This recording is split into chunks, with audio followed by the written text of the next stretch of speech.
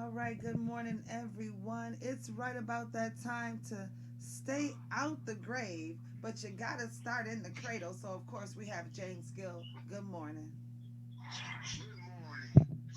We're going to talk about hand-me-downs. When you were younger, when you were the younger ones, you always got the oldest one clothes. It's called hand-me-downs. And these people seem to make you believe that eating meat is the first source. No, eating meat is a hand-me-down. Hmm. Because how did the different animals get their protein? From plants, from vegetables. Do you know 100 grams of beans, 100 grams of broccoli is the same amount of protein, 22 grams of protein that it is in meat. And also in broccoli, still, it's 11.5 grams of protein. So if you want to eat meat, enjoy it. Don't get me wrong, enjoy your steak. But don't let these people make you believe that you need to eat meat to get your protein on your plate because they're all about just trying to make this money on your plate. If you have kale on your plate, greens on your plate, beans on your plate, you are getting the protein that you need. You have to know the difference. So don't get caught up in all of the hype because remember, we are not supposed to be eating protein meat. I'm sorry, meat products anyway. Our digestive system is not built for that. Animals are built to eat meat because their digestive system is so small. They get in, they do what they got to do, and it gets out. By us putting it in our system each and every day for breakfast, lunch, and dinner, it goes to our intestines. And remember, you cannot get all of that out because it'll hold on to some of your intestines. And that food dry rots in there. And that's what causes the different diseases that you're having. But remember, I can go on and on and on. But the diseases in time for another day. But trust me, just remember, you don't need meat to get your protein. That is the law of the land for this weekend. And happy Valentine's Day, ladies. I am so done right now. If you are about to eat, be mindful of what goes in must come out. I guess that's what he's saying. And while we're speaking, I'm about to transition this one the best I can with Paqad Smothers on the line. What goes in must come out. And when you're living to live again, you want to be mindful of what you put in you. Paqad, good morning. Good morning, Shalom Bogato. Buckato. I mean, it's real. And I don't know how we gonna pick up from there because you put a lot into those that listen to how you give the word. You put a lot of substance in there. I love the meat, and it's funny that he said hand me downs, right? Because when you really think about it, the misconception of the Bible is almost like, am I really handing down the right understanding of it? Most people look at it as two books, so they separate it. What we've been doing with you is starting from the end and showing how it all works together for the good. So I just want you to greet the people, have your way, welcome yourself. You know, stranger, this your day. Have your way. Shalom to everyone. We thank the Creator for another day. He's faithful in everything.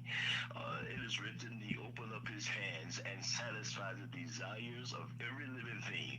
And it's good to be a part of Him and to know the master plan. So I thank the Creator for another day to be able to share, to answer questions that is needed. Okay. Well, we definitely have some questions. And one of the questions we had about the book of Revelations, and if you have questions here, please feel free to ask them in the comments below. Someone just last week said, thank you so much for the understanding. We moved into the book of Revelations, chapter 1. And I said revelation. I should not put the S on it because that's not what it is. It was a combined vision to get to an ultimate understanding. So in the beginning, we recognize that it's the book of Yeshua, of the understanding of who he was to come to be and how all of that worked together. You ended it by saying that these times that we're living in, and someone did ask, when you say that the times that we're living in, we have to be prepared for, how does the book of Revelation, and I know that somewhere around chapter 2, we can pick up there, how does the book of Revelation help us prepare for the times that we're living in right now? It grant us the awareness, or shall I say, the heads up of events that will unfold, that will shake and rattle mankind. As we know they are unfolding, we won't hold our head down and say there is no Elohim. But it gives us, again, a heads up of events that Yeshua spoke about that will cause men's heart to fail them for fear. And when we know about them, our hearts won't fail us from fear. We'll be prepared for the moment and understand the situations that are taking place, wherein we won't be discouraged. Mm. Now that definitely is a help.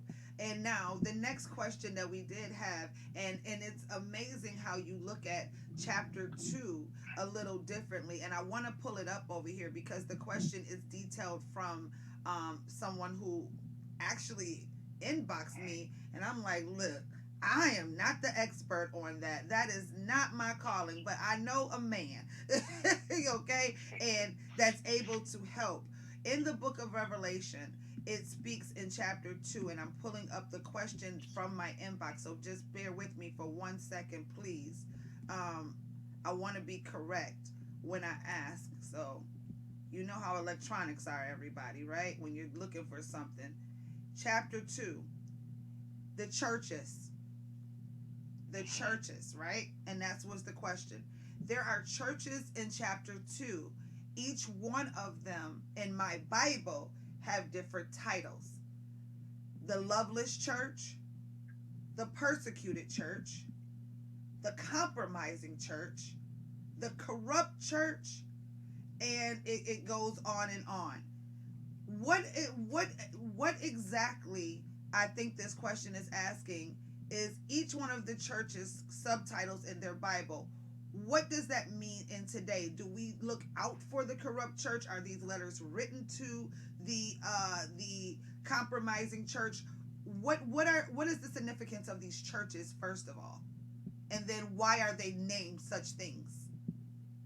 Um, I guess they're going by the name like unto the assembly or unto the church of Ephesus, Yes. and then the church of Smyrna.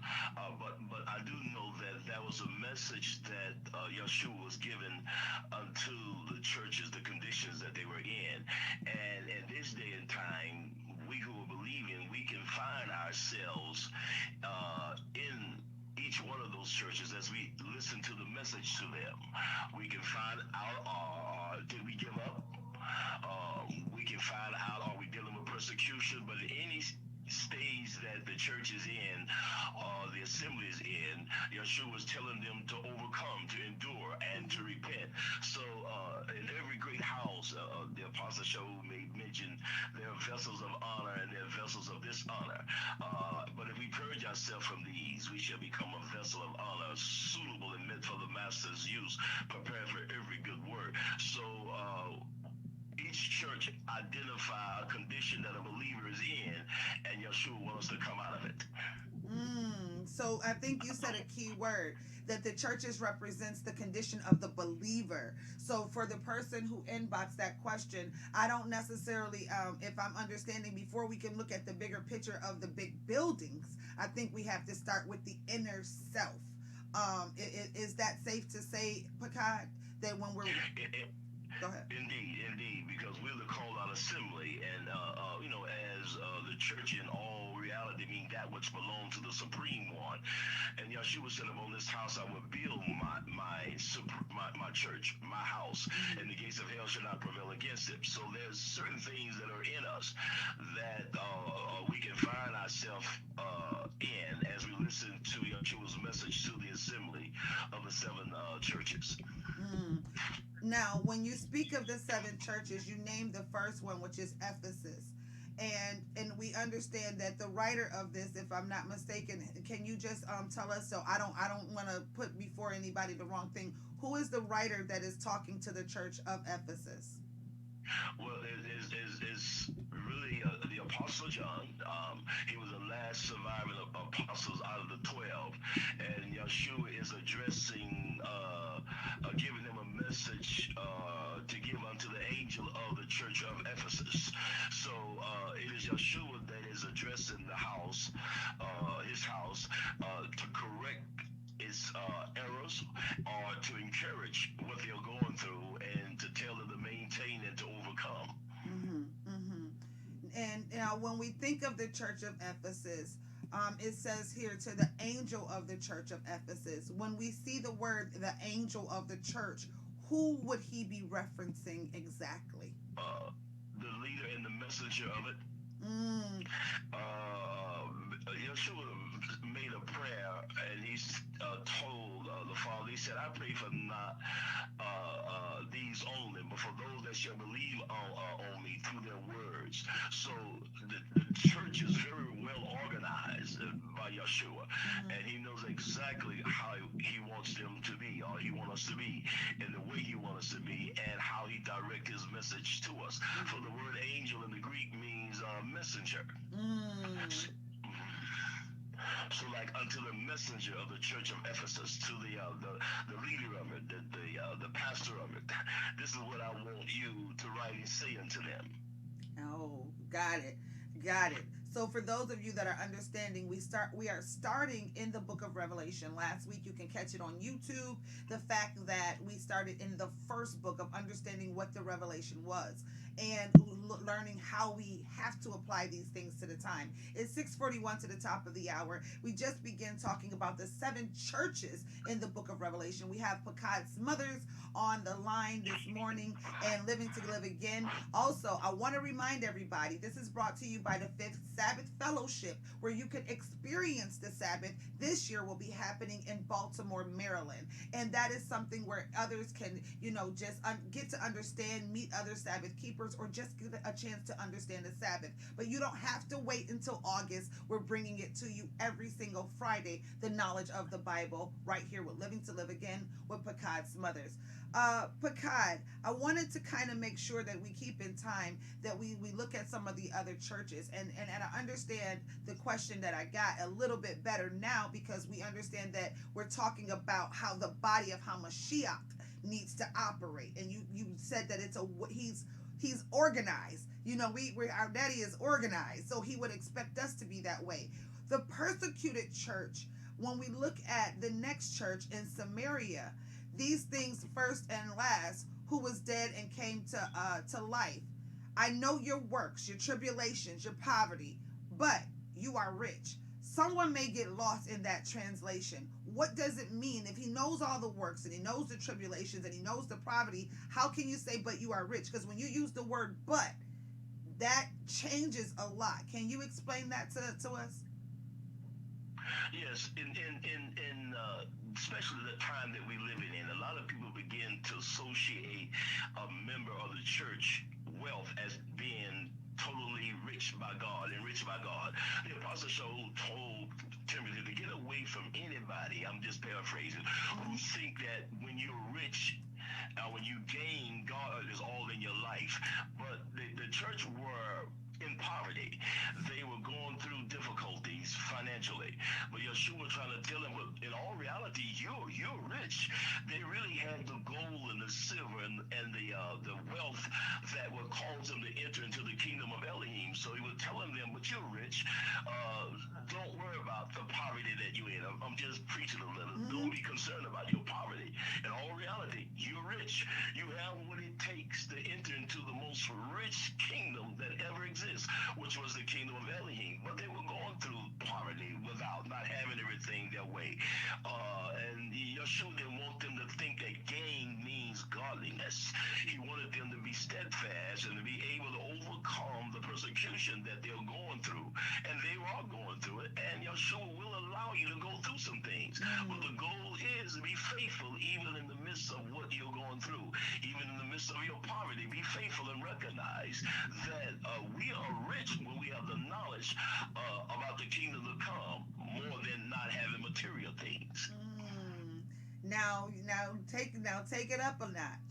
In the next church, and You may have to help me with the name, but it called it the Compromising Church. And he says to that church, it starts with a P. Um, Pergamos. Pergamus. Okay, Pergamus is the Oh, next Pergamos. church. Yes.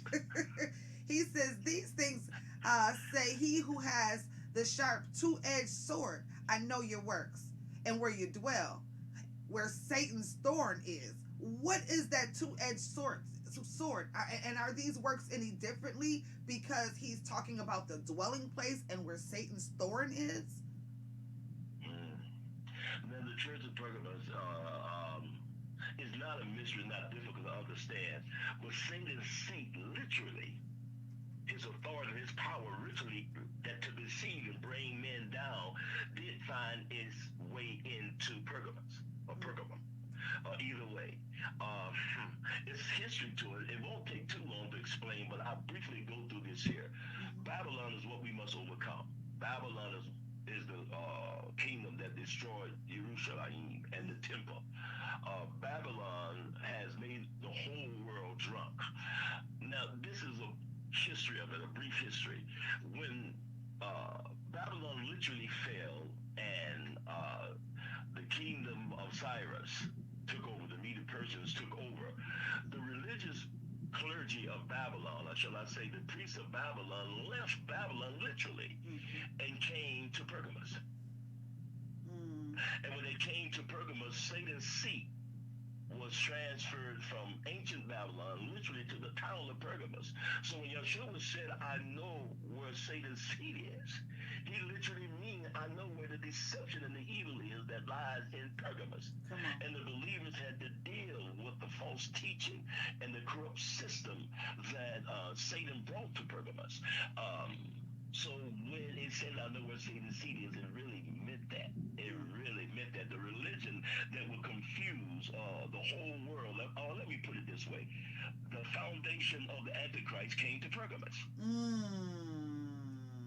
And I see here it says a little later in the readings, it says, thus you also have those who hold the doctrine of the Nicolaitans. What is the who are The Nicolaitans, right? who are they? Nicholas was one of the 7 deacons that was chosen in the book of Acts. In due time, Satan began to prefer the teaching and doctrine of the true faith of Hamashiach.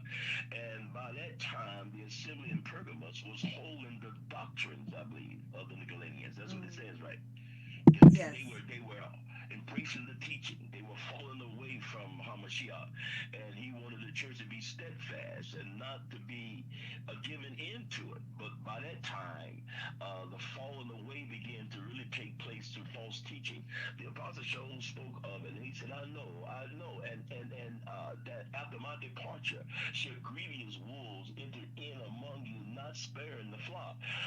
So the natural order of Pergamos, which was natural and spiritual, began to affect the assembly, and Yeshua didn't want them to be found in that. So now we understand in that, and when you read that, I mean, I don't know how you read the Bible out there, but I read it as if it comes to life to me, and what you see in there is a lot of sexual immortality and idols and things like that the church was in, and it's in there. You know what I mean? So we're trying to give you a nice scope of why you should read and apply these things to how we walk. You know, I love learning how the Bible actually mirrors what we need to do, and we've been talking about this week that alone, Bishop. You know, how are we that image? Are we starting with the man in the mirror? Are we asking ourselves to change our ways, but at the same time, do we have the tools and the proper garment to change and make our elect sure? So going to the next church, you're gonna have to help me, Bishop. I just don't know these churches. Tyrida? How do you say Tyrida. Yeah. Okay. Thyatira. Got it. These things says the Son of God, who has eyes like a flame of fire, and his feet like fine brass. I know your works, love, service, faith, and your patience. When he talks to this church and he says the flame of fire and the feet like brass, where are we going in this particular? It says the corrupt church. Where are we going with that one?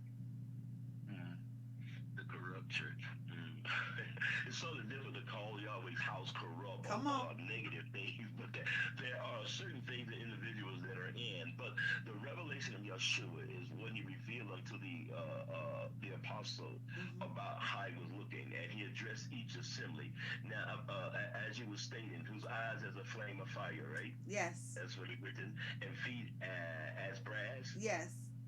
Yes, Yeshua sees and knows all things. There's nothing difficult. There's nothing beyond him where he cannot see and understand. Neither can we not be affected by his brass foot that has been heated into a furnace, because he walk amidst the seven golden candlesticks. So Mm-hmm. he's building his assembly, getting them ready to rule in the age to come. And what he's doing is taking out of our lives that which was hinder us to be a part of the scepter of his kingdom, because it's a scepter of righteousness. So his eyes behold and sees what we're going through. There's nothing he's not aware of, and there's no condition that he cannot walk in our lives and straighten out, because he sees and knows all things. So whatever weakness the assembly is going through, he wants us to come out of it. And by us understanding how great he is, the revelation of him, we can use that power to overcome every negative thing and become positive. You know, you have said it. You have said it, and I think I like the fact that you, like you said, it is hard to call Yahweh's house negative. And when we're reading these titles in the Bible, that's why that question really stood out to me, because I looked it up in and that's in the New King James version, where those are the titles to these books. So maybe you also have to be mindful of the version and the translations that are going on. And briefly, Bishop, can you just kind of expound on why we should be mindful of what translation